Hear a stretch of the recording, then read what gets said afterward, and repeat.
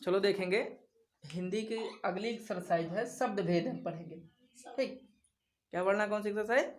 शब्द भेद। ठीक, तो सबसे पहले हमें देखना है कि शब्द की परिभाषा क्या होती है। कभी कभी पूछ लेता है कि शब्द क्या है या शब्द किसे कहते हैं। ठीक, तो शब्द कहते हैं वर्णों का सार्थक समूह। वर्णों का सार्थक समूह जिसका कुछ ना कुछ अर्थ हो। ऐसा नहीं कि सिर्फ वर्णों का समूह नहीं कहेंगे। अगर शब्द की परिभाषा की बात करें तो वर्णों का सार्थक समूह शब्द कहलाता है। वर्णों का सार्थक समूह शब्द कहलाएगा। तो शब्द की परिभाषा के लिए वर्णों का सार्थक समूह शब्द कहलाएगा। फिर इसके बाद क्वेश्चन बनता है शब्द का वर्गीकरण हम कितने आधार पर करते हैं। तो शब्द का वर्गीकरण हम उत्पत्ति के आधार पर करते हैं, अर्थ के आधार पर करते हैं, रचना के आधार पर करते हैं, रूप या प्रयोग के आधार पर करते हैं। ठीक, तो कभी कभी ये पूछता है हमसे कि उत्पत्ति के आधार पर शब्द कितने प्रकार के होते हैं, या अर्थ के आधार पर शब्द कितने प्रकार के होते हैं, या रचना के आधार पर शब्द कितने प्रकार के होते हैं, रूप या प्रयोग के आधार पर कितने प्रकार के होते हैं शब्द, या डायरेक्टली यही पूछ लिया जाएगा कि शब्द कितने प्रकार के होते हैं। तो हम देखते हैं भैया, सबसे पहले जैसे आपसे क्वेश्चन में ये पूछ रहा है कि उत्पत्ति के आधार पर या स्रोत के आधार पर या इतिहास के आधार पर। उत्पत्ति, स्रोत, इतिहास तीनों बोले तो एक ही है।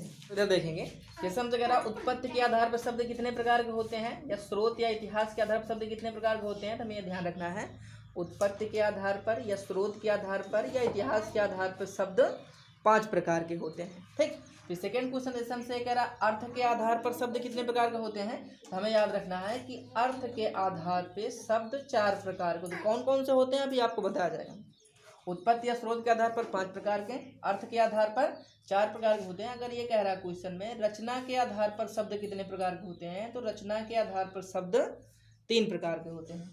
ठीक, अगर हमसे ये पूछा जा रहा है रूप या प्रयोग के आधार पर शब्द कितने प्रकार के होते हैं, तो रूप या प्रयोग के आधार पर शब्द 2 प्रकार के होते हैं। रूप या प्रयोग के आधार पर शब्द 2 प्रकार के होते हैं। ठीक, तो उत्पत्ति के आधार पर 5, अर्थ के आधार पर 4 प्रकार, रचना के आधार पर 3, रूप या प्रयोग के आधार पर 2। ठीक, फिर हमें ये देखना है उत्पत्ति के आधार पर शब्द 5 प्रकार के होते हैं। कौन कौन से पढ़ेंगे 5 प्रकार में हम, तो सबसे पहले हम पढ़ते हैं तत्सम। ठीक, तत्सम पढ़ेंगे हम।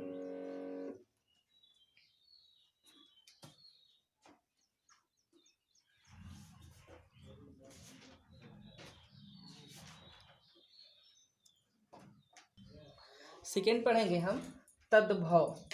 पहला तत्सम, दूसरा तद्भव। ठीक, तीसरा पढ़ेंगे हम देशज, देशज शब्द। चौथा पढ़ेंगे हम विदेशज शब्द। चौथा कौन सा है, विदेशज। पांचवा संकर।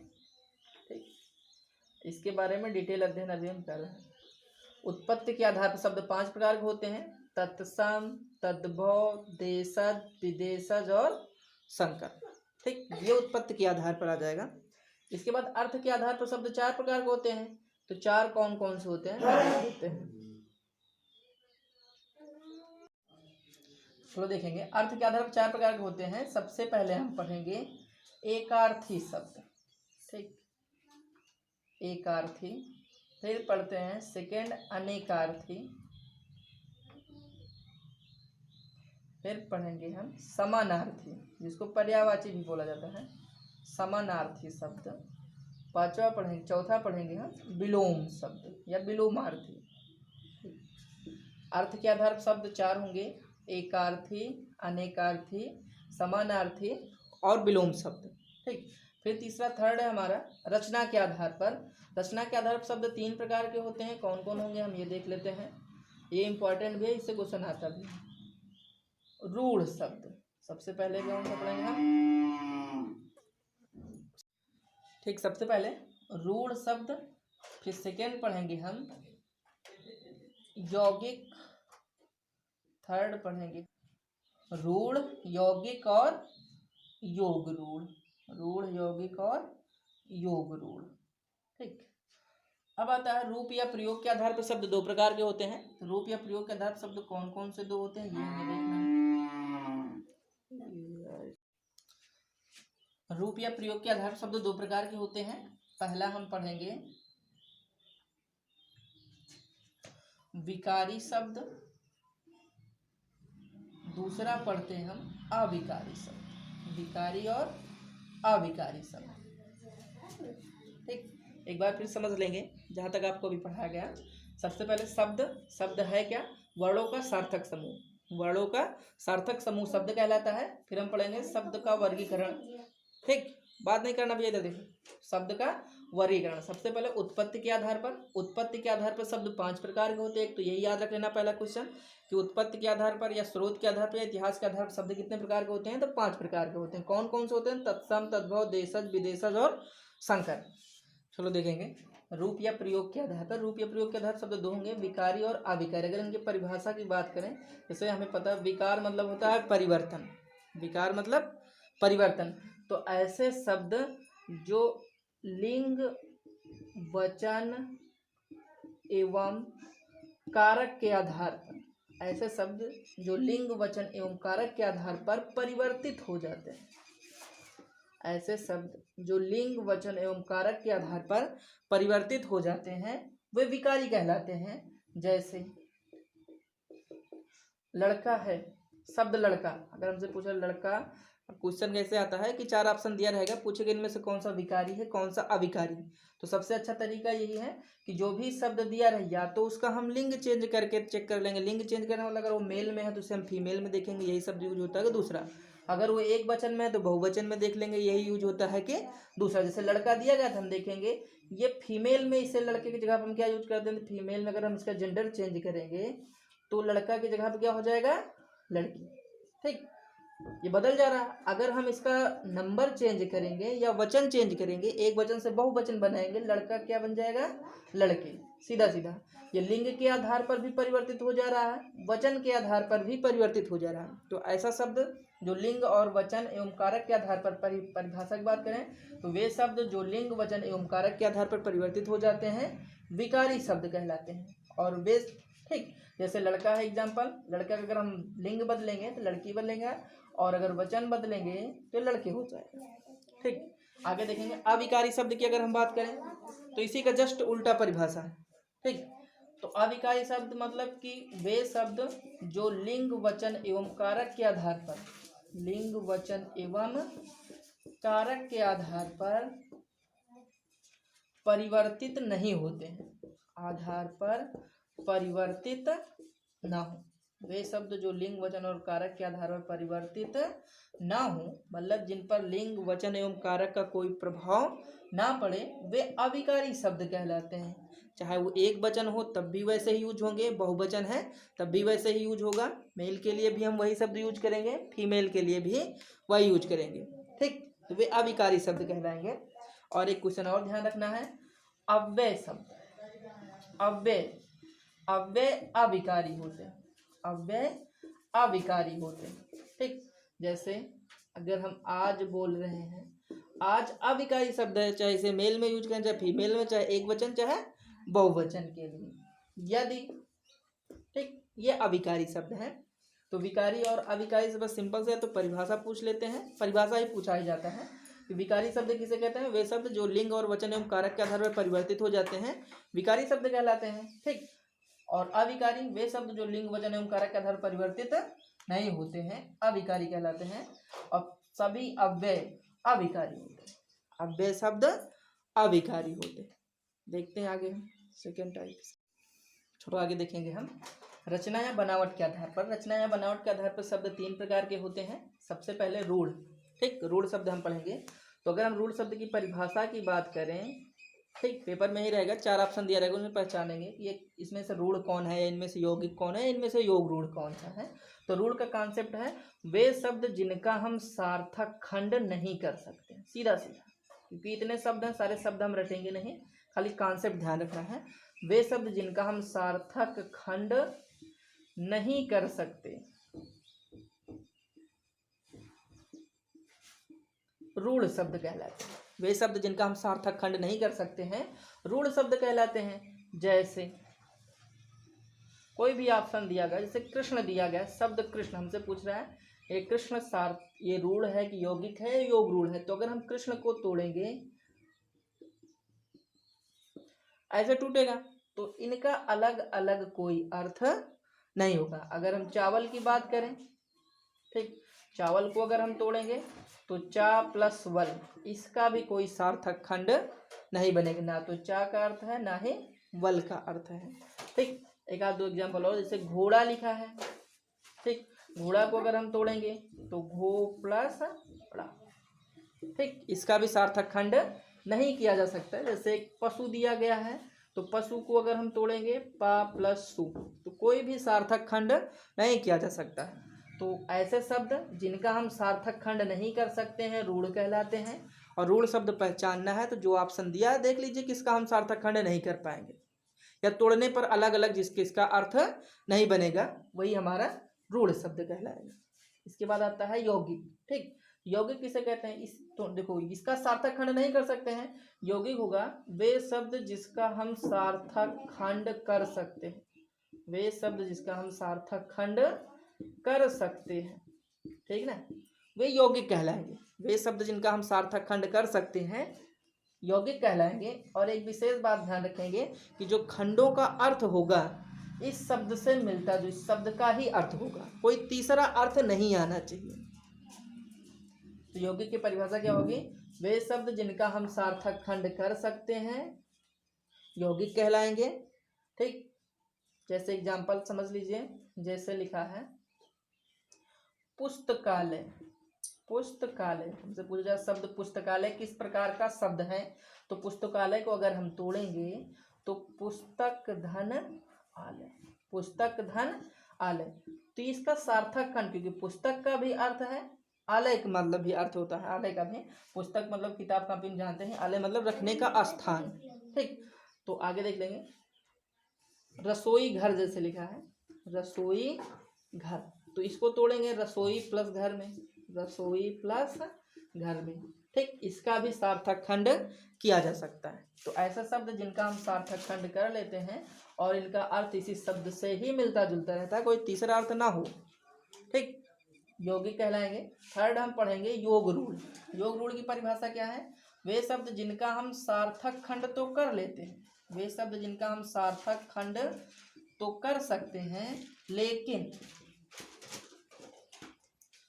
ये किसी तीसरे पद का अर्थ ग्रहण करते हैं, लेकिन किसी तीसरे पद का अर्थ ग्रहण करें, मतलब शब्द खंडों के अर्थ से कोई लेना ही देना ही ना हो, ये किसी तीसरे शब्द का अर्थ ग्रहण करें, वे क्या कहलाएंगे? योग रूढ़। ठीक, एग्जाम्पल देखिए, या फिर ये कह सकते हैं एग्जाम्पल के लिए, अभी आपको समास पढ़ाया गया है तो बहुब्रीहि समास के सभी उदाहरण, बहुब्रीहि समास के सभी उदाहरण योग रूढ़ होंगे, बहुब्रीहि समास के सभी उदाहरण योग रूढ़ होंगे। फिर भी हम एक दो एग्जाम्पल समझ लेते हैं।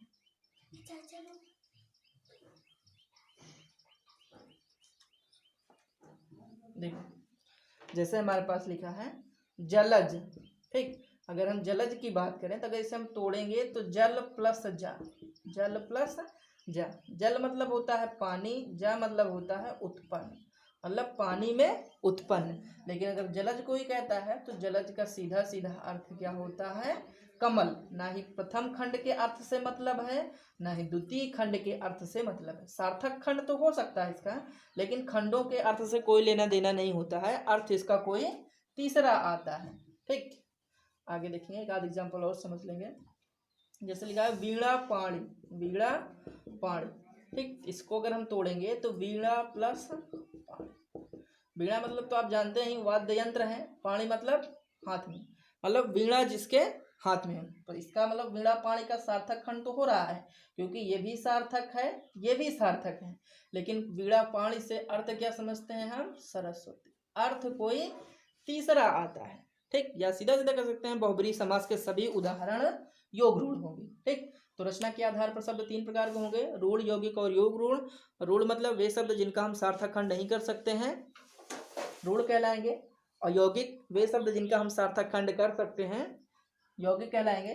ठीक, और योग रूढ़ होगा वे शब्द जिनका हम सार्थक खंड तो कर सकते हैं लेकिन ये किसी तीसरे पद का अर्थ ग्रहण करते हैं।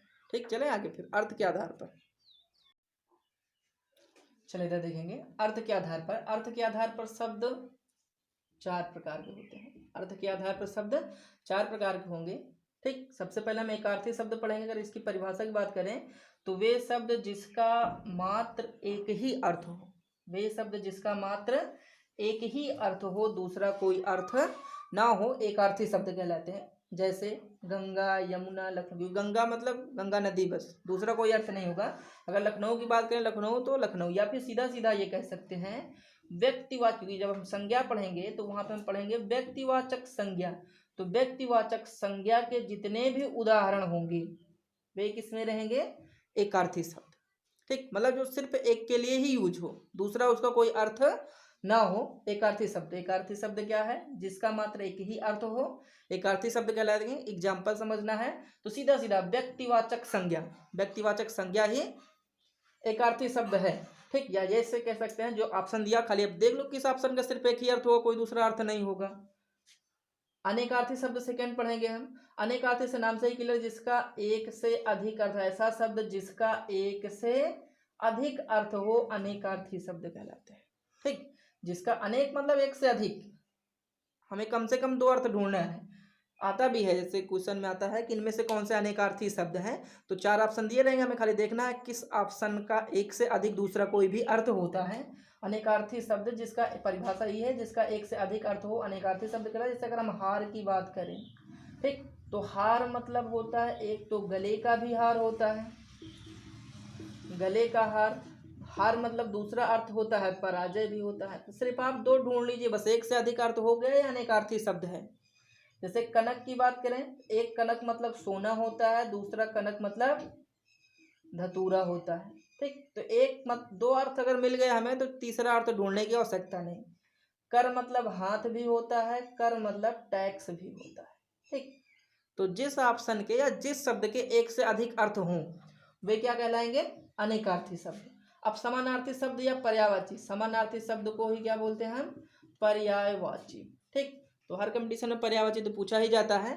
और पर्यायवाची शब्द समझने के लिए अगर पहले परिभाषा समझ लेते हैं। पर्यायवाची मतलब कि वे शब्द जिनके अर्थ में सूक्ष्म अंतर हो, वे शब्द जिनके अर्थ में सूक्ष्म अंतर हो, या ये कह सकते हैं वे शब्द जो समान अर्थ देते हैं, वे शब्द जो समान अर्थ देते हो समानार्थी या पर्यायवाची शब्द कहलाते हैं। और पर्यायवाची के लिए सबसे अच्छा तरीका है रेगुलर आप कम से कम 10 शब्द पढ़ते रहिए, 10 शब्दों के पर्यायवाची। जैसे सूर्य का पर्यायवाची भानु होगा, भास्कर होगा, दिवाकर होगा, कई होंगे। इसी तरह पर्यायवाची आता भी है पेपर में। तो पर्यायवाची के लिए शार्ट ट्रिक मत ढूंढिए, खाली रेगुलर किसी भी बुक से कम 8-8, 10-10 शब्दों के पर्यायवाची रोज याद करेंगे, रेगुलर याद करेंगे तो काफी याद हो जाएगा। इसके बाद विलोम शब्द। विलोम शब्द की बात करें तो जिनका अर्थ विपरीत हो, वे शब्द जिनका अर्थ विपरीत हो विलोम शब्द कहलाते हैं। ठीक, विलोम मतलब उल्टा अर्थ देने वाले, अपोजिट अर्थ देने वाले विलोम शब्द कहलाते हैं। जैसे हार, हार का विलोम क्या होगा? विजय। ठीक, सम का विलोम क्या होगा? विषम। आकाश का पाताल होगा। ठीक, तो ऐसे हम देखेंगे अर्थ के आधार पर शब्द चार प्रकार हो, चारों की परिभाषा और आते भी हैं और उदाहरण सहित, ये हो गए। इसके बाद देखते हैं उत्पत्ति के आधार पर। चलो देखेंगे हम उत्पत्ति स्रोत या इतिहास के आधार पर। उत्पत्ति स्रोत या इतिहास के आधार पर शब्द 5 प्रकार के होते हैं। उत्पत्ति स्रोत या इतिहास के आधार पर शब्द कितने प्रकार के होते हैं? 5 प्रकार के होते हैं। तो सबसे पहले हम पढ़ेंगे तत्सम। ठीक, तत्सम की परिभाषा भी कई बार पूछी गई है, पेपर में आता है इनमें से कौन शब्द तत्सम है, कौन सा तद्भव है। ठीक, पहचानना सीखेंगे हम थोड़ा सा। तत्सम की बात करें तो तत्सम परिभाषा सीखना है तो इसको शब्द को तोड़ लीजिए। तत्सम तत् धन सम, दो शब्द से मिलके बना है। तत् मतलब होता है उसके, सम मतलब होता है समान, मतलब उसके समान, मतलब सीधे सीधा हमें पता है कि हिंदी की उत्पत्ति संस्कृत से हुई है। ठीक, तो उसके मतलब संस्कृत, संस्कृत के समान शब्द क्या कहलाएंगे? तत्सम। ठीक, या परिभाषा में ऐसे कह सकते हैं वे शब्द जो संस्कृत से ज्यों का त्यों हिंदी में आ गए हैं तत्सम कहलाते हैं। ठीक, तो पहचानेंगे कैसे? क्योंकि शब्द इतने हैं याद किया नहीं जा सकता पूरे। जैसे आपसे पूछ रहा हूँ इनमें से कौन सा शब्द तत्सम है, ऑप्शन तो 4 ही रहेगा, उन्हें हमें 4 में ही दिमाग लगाना है। तो आप खाली ये देख लो कि इन 4 में कौन सा हमें संस्कृत में यही मिलता है, या फिर ऐसे चेक कर लो कि जो शब्द दिया है इसका कुछ संस्कृत भी होता है कि नहीं होता है। अगर वो शब्द संस्कृत में भी वैसे ही लिखा जाता है तो वो तत्सम है। अगर वो शब्द संस्कृत में भी वैसे ही लिखा जाता है तो तत्सम है। अगर उस शब्द का संस्कृत कुछ और होता है तो वो फिर तत्सम ना होके वो तद्भव होगा। तो सीधा सीधा हमें दिमाग संस्कृत पे लगाना है। जो ऑप्शन है आपसे पूछे इनमें से कौन शब्द तत्सम है, खाली ये देखो कि ये शब्द संस्कृत में लिखा मिलता है या नहीं मिलता है। जैसे एग्जाम्पल में हमसे कह रहा है प्यास, प्यास शब्द तत्सम है या तद्भव ये बताना है। तो आपको खाली ये दिमाग लगाना है कि प्यास शब्द संस्कृत में लिखा मिलता है कि नहीं लिखा मिलता, कि या इसका कुछ संस्कृत और होता है। तो हमें पता है कि प्यास का संस्कृत क्या होता है, पिपासा है। प्यास का संस्कृत क्या होता है, पिपासा। मतलब इस शब्द का संस्कृत ये नहीं है, कुछ और है। जब जो दिए गए शब्द का संस्कृत कुछ और होता है तो वो फिर तत्सम नहीं होगा। अगर संस्कृत में भी वही लिखा जा रहा है तब तत्सम होगा। ठीक, जैसे हमसे ये कह रहा है परीक्षा, शब्द परीक्षा है, हमसे पूछ रहा शब्द परीक्षा तत्सम है कि तद्भव। हमें खाली यही देखना है कि संस्कृत में परीक्षा को कुछ और तो नहीं कहते हैं। हमें पता है कि संस्कृत में भी परीक्षा परीक्षा ही लिखा रहता है, तो ये तत्सम है। कुछ एग्जाम्पल लिए लिखे गए हैं हमारे पास, जैसे गोधूम है, संधि है, क्षेत्र है, परीक्षा। एग्जाम्पल हमें रटने की आवश्यकता नहीं, खाली सिर्फ ध्यान दीजिए जो ऑप्शन दिए गए हैं इसमें कौन सा शब्द संस्कृत में हूबहू वैसे ही लिखा जाता है वही क्या होगा, तत्सम। और जो शब्द संस्कृत में कुछ और लिखा जाता है वो क्या होगा, तद्भव। तत्सम और तद्भव में एक साथ पहचानेंगे। तद्भव की बात करें परिभाषा, तद प्लस भव। तद मतलब होता है उससे, भव मतलब होता है उत्पन्न। ठीक, उससे मतलब संस्कृत। सीधा सीधा जूनियर सिस्टम में परिभाषा भी पूछा गया, जैसे आया था क्वेश्चन कि संस्कृत से उत्पन्न शब्द क्या कहलाते हैं। तो संस्कृत के शब्द तो तत्सम कहलाते हैं, लेकिन संस्कृत से उत्पन्न शब्द तद्भव कहलाते हैं। जैसे आपसे पूछा जा रहा है संस्कृत से उत्पन्न शब्द क्या कहलाते हैं, तो संस्कृत से उत्पन्न शब्द तद्भव कहलाते हैं। ठीक, तद्भव क्या होंगे, संस्कृत से उत्पन्न शब्द तद्भव होंगे। और तद्भव तत्सम पहचानने के लिए सीधा सीधा आपको संस्कृत पर ही ध्यान रखना है। और देशज की बात करें, देशज मतलब देश प्लस जा, मतलब ऐसे शब्द जिनकी उत्पत्ति का ही नहीं पता चलता है वे देशज कहलाते हैं। परिभाषा जैसे पूछा जा रहा है कि वे शब्द जिनकी उत्पत्ति का ही पता ना हो क्या कहलाते हैं, तो ऐसे शब्द जिनकी उत्पत्ति का पता ना हो, ये कहाँ से उत्पन्न हुए हैं, जो आदिकाल से हम लोग बोलते आ रहे हैं वही अब भी बोला जा रहा है, वे क्या कहलाएंगे, देशज। जैसे लोटा, टाठी, पगड़ी, ढिबरी, ये सब देशज शब्द हैं। अब विदेशज की बात करें तो विदेशी भाषाओं के शब्द, विदेशी भाषाओं के शब्द विदेशज कहलाते हैं। चाहे वो अंग्रेजी भाषा का शब्द हो, चाहे वो चीनी हो, चाहे अरबी, चाहे तुर्की, चाहे फारसी, चाहे पुर्तगाली, कुछ भी। कभी कभी क्वेश्चन दे देता है कि इनमें से, जैसे पूछ रहा है कि अलमारी किस प्रकार का शब्द है, या चाय किस प्रकार का शब्द है, चीनी किस प्रकार का शब्द है, कुछ भी एग्जाम्पल है तो हमसे पूछ लेता है। तो इसके लिए हमें क्या करना है, कुछ शब्द अंग्रेजी के, कुछ चीनी, कुछ अरबी, कुछ तुर्की, कुछ फारसी, हमें कम से कम 10-10, 15-15 शब्द याद कर लेना है जो काफ़ी बार पूछे गए हैं। ठीक, तो इसका हम PDF प्रोवाइड करा देंगे, उसमें हम पढ़ लेंगे, क्योंकि याद करना इसमें कॉन्सेप्ट चलेगा नहीं। ठीक, इसके बाद आता है संकर शब्द। ठीक, तो संकर मतलब पहले परिभाषा की बात करें तो दो भाषाओं के मेल से बने शब्द संकर कहलाते हैं। संकर मतलब हाइब्रिड, सीधा सीधा दो भाषाओं के मेल से बने शब्द संकर कहलाते हैं। या ये कह सकते हैं कि ऐसे शब्द जिन्हें हम दो भागों में तोड़ लेते हैं। ठीक, पहला भाग किसी और भाषा का हो, दूसरा भाग किसी और भाषा का हो, वो क्या कहलाएंगे, संकर शब्द। दो भाषाओं के मेल से बने शब्द संकर कहलाएंगे। जैसे अगर हम एग्जाम्पल की बात करें, अगर रेलगाड़ी की बात किया जाए तो रेलगाड़ी को अगर हम तोड़ेंगे तो रेल प्लस गाड़ी। ठीक, रेल अंग्रेजी शब्द है और गाड़ी हिंदी शब्द है, तो अंग्रेजी और हिंदी से मिला के बना है रेलगाड़ी। ठीक, तो आपसे ये नहीं पूछा जाएगा रेलगाड़ी में कौन अंग्रेजी शब्द है कौन हिंदी, खाली ऐसे पूछेंगे दिए गए ऑप्शन दी तो 4 ऑप्शन रहेंगे, हमसे पूछेंगे इनमें से कौन सा संकर शब्द है, तो सीधा आप ढूंढो ऐसा शब्द जिसे हम दो भाग में तोड़ सकते हैं, वही क्या होगा, संकर होगा। तो ऑप्शन कुछ और दिया गया, जैसे कुछ और याद कर लेंगे, रेलगाड़ी हो गया, पानदान हो गया, छायादार हो गया। ठीक, बाकी 1-2 बार देख लेंगे, क्लियर हो जाएगा।